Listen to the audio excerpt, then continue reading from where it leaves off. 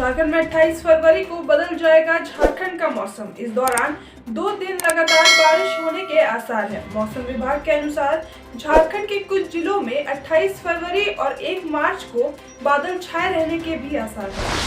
महाशिवरात्रि पर बुधवार को बाबा बैद्यनाथ की नगरी देवघर पहुंचे मुख्यमंत्री हेमंत सोरेन। उद्घाटन समारोह में मुख्यमंत्री ने गुब्बारा उड़ाकर किया शिव बारात को रवाना।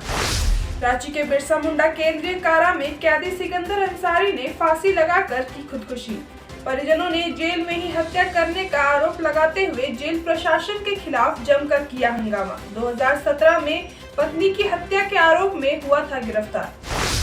झारखंड के हजारीबाग में 2 समुदाय के बीच झड़प। हजारीबाग जिले में बुधवार को महाशिवरात्रि के दौरान झंडे और लाउडस्पीकर लगाने को लेकर 2 समुदायों के बीच झड़प में कई लोगों के घायल होने के बाद जिले के कुछ हिस्सों में निषेधाज्ञा लागू।